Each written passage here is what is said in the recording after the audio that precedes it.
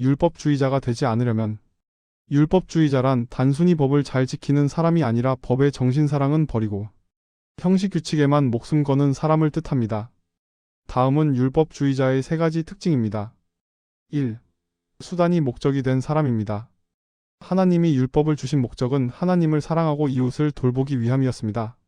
하지만 율법주의자는 법을 지키는 행위 자체를 목적으로 삼습니다. 예를 들면 안식일에 병자를 고치는 예수님을 보고 생명을 살려 다행이다라고 기뻐하는 대신 왜 안식일에 치료를 하느냐며 비난하는 바리새인과 같은 사람입니다. 2. 율법주의자는 구원을 하나님의 전적인 은혜가 아니라 내가 이만큼 노력했으니 당연히 받아야 할 보상이라고 생각합니다.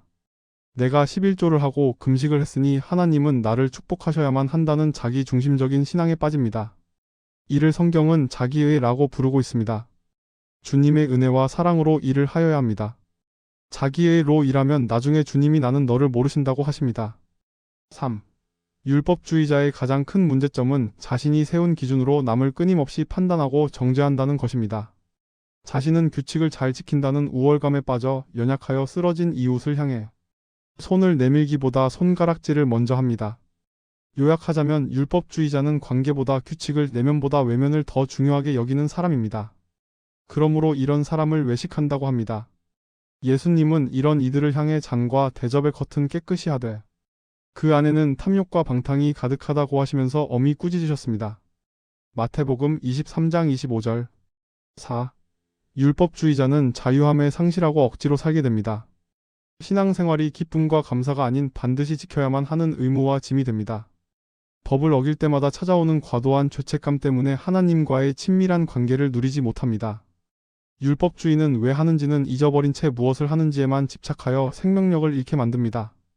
율법주의의 가장 강력한 대척점에 서 있었던 인물이 바로 사도 바울입니다. 그는 과거에 누구보다 철저한 율법주의자였기에 그 폐해를 누구보다 잘 알고 있었습니다. 율법의 목적은 거울입니다. 거울을 본다고 얼굴이 깨끗해지지 않듯 율법은 우리가 죄인임을 깨닫게 할 뿐 우리를 구원하지 못합니다. 로마서 3장 20절. 믿는 사람은 율법을 지키는 목적으로 사는 것이 아니라 무슨 일을 하든지 은혜로 살아야 합니다. 바울이 강조한 은혜는 인간의 자격이나 공로와 상관없이 주어지는 하나님의 호의입니다.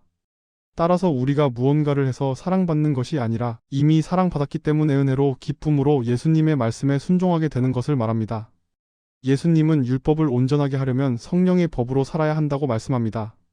바울은 억지로 법을 지키려 애쓰는 삶에서 벗어나 성령을 따라 행하라고 권면합니다. 율법주의는 혼날까 봐 지키는 것이지만 은혜는 사랑에서 닮아가는 것입니다. 사랑하면 법이 금지하지 않아도 자발적으로 선을 행하게 됩니다. 바울은 이를 사랑은 율법의 완성 로마서 13장 10절이라고 표현했습니다. 바울은 율법주의도 경계했지만 반대로 은혜를 핑계로 마음대로 사는 방종도 경계했습니다. 참된 은혜를 경험한 사람은 죄를 지을 자유가 아니라 죄로부터 자유로워져 선을 행할 자유를 얻기 때문입니다. 그리스도께서 우리를 자유롭게 하려고 자유를 주셨으니 그러므로 굳건하게 서서 다시는 종의 멍에율법주의를 매지 말라. 갈라디아서 5장 1절. 현재 교회에 어떤 종류의 율법주의자가 있습니까? 이것은 왜 예수님이 싫어하였을까요? 오늘날 현대 교회 안에서도 예수님 시대의 바리새인들과 유사한 형태의 현대판 율법주의가 다양한 모습으로 존재합니다. 예수님께서 이를 그토록 싫어하셨던 이유를 정리하면 다음과 같습니다. 현대 교회에 나타나는 행위로 구원을 받을까 하는 율법주의가 있습니다. 주일 성수 11조 봉사를 완벽히 해야만 복을 받고 구원받는다는 생각입니다. 하나님의 은혜보다 인간의 공로를 앞세우며 이를 어길 시 과도한 죄책감이나 공포심을 조장합니다. 비본질적 전통에 우상화합니다. 성경의 핵심 진리가 아닌 교회의 전통이나 관습을 절대화하는 경우입니다. 예를 들어 예배 시 복장은 어떠해야 한다, 악기는 무엇만 써야 한다는 식의 외적 형식에 목숨을 거는 모습입니다. 비교와 정죄의 율법주의자가 있습니다. 자신이 지키는 신앙의 기준을 잣대로 삼아 타인의 믿음을 점수 매기는 것입니다. 나는 새벽 기도를 하는데 저 사람은 안 하네? 라며 은근한 우월감을 느끼고 상대를 판단하는 태도입니다. 정치적 이념적 율법주의가 있습니다. 특정한 정치적 견해나 사회적 가치를 신앙과 동일시하여 자신과 생각이 다른 교인을 신앙이 없는 사람으로 몰아세우는 배타적인 모습입니다. 예수님은 세리나 창녀 같은 죄인들에게는 한없이 너그러우셨지만 율법주의자들에게는 독사의 자식들아. 마태복음 23장 33절 라며 분노하셨습니다. 그 이유는 다음과 같습니다. 하나님의 사랑을 가로막기 때문입니다. 율법은 원래 하나님과 인간의 사랑의 관계를 위해 주어졌습니다.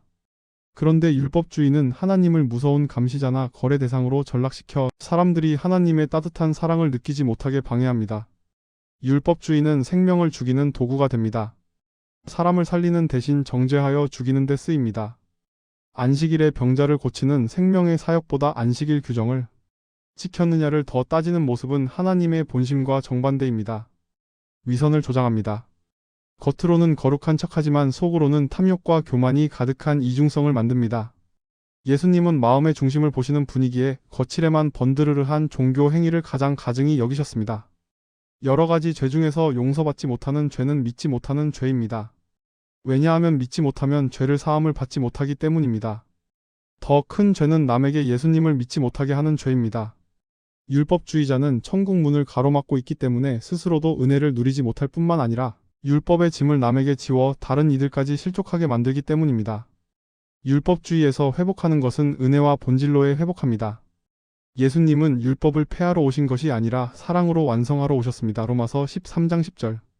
율법주의를 이기는 유일한 길은 내가 무엇을 했는가가 아니라 주님이 나를 위해 무엇을 하셨는가라는 은혜의 감격으로 돌아가는 것입니다. 율법주의자가 되지 않으려면 어떻게 해야 할까요? 율법주의자가 되지 않는 것은 단순히 규칙을 어기는 것이 아니라 내면의 동기를 두려움에서 사랑으로 바꾸는 영적 체질 개선의 과정입니다. 이를 위해 일상에서 실천할 수 있는 4가지 핵심 원리가 필요합니다. 율법주의의 뿌리는 내가 이만큼 했으니 나는 괜찮은 사람이다 라는 자기이해에 있습니다. 그리고 매일 아침 나는 오늘 주님의 은혜 없이는 한순간도 살 수 없는 연약한 존재임을 고백하세요. 내가 선을 행했다면 그것은 내 능력이 아니라 주님이 주신 마음 덕분이라고 공을 돌리는 연습이 필요합니다. 예배, 봉사, 헌금을 할 때 스스로에게 물어보세요. 나는 지금 남에게 보이기 위해서인가 아니면 주님을 사랑해서인가? 만약 그 일을 하지 않았을 때 죄책감이나 불안감이 든다면 율법주의일 가능성이 높고 아쉬움과 죄송함이 든다면 사랑의 관계 안에 있는 것입니다. 율법주의자는 법을 남을 치는 몽둥이로 쓰지만 복음의 사람은 법을 자신을 비추는 거울로 씁니다. 타인의 허물이 보일 때 비난하기보다 나도 저 상황이라면 저럴 수 있는 연약한 존재다라고 생각하며 자신을 먼저 돌아보세요. 저 사람은 왜 저래? 대신 주님, 저 사람을 불쌍히 여겨주시고 주에게도 긍휼의 마음을 주소서라고 기도하는 습관을 지니는 것이 중요합니다. 결과보다 관계에 집중해야 합니다. 하나님은 우리가 얼마나 완벽하게 규칙을 지켰느냐 보다 우리가 얼마나 하나님과 친밀한가에 더 관심이 많으십니다. 신앙생활을 숙제처럼 해치우지 말고 주님과 대화하는 사귐으로 여기세요. 가끔 실수하거나 규칙을 지키지 못했을 때도 하나님이 나를 여전히 사랑하시는 아빠, 아버지이심을 신뢰하며 즉시 품으로 돌아가는 용기가 필요합니다. 말씀을 끝맺습니다. 사도 바울은 이를 성령을 따라 행하라 갈라디아서 5장 16절고 표현했습니다. 억지로 죄를 안 지으려 애쓰는 것보다 주님을 너무 사랑해서 죄보다 주님과 함께하는 즐거움이 더 커질 때 우리는 자연스럽게 율법주의를 넘어서게 됩니다. 항상 성령님 안에 있어야 율법주의자가 되지 않습니다. 안녕히 계십시오. 이상은 오프너 선교사였습니다.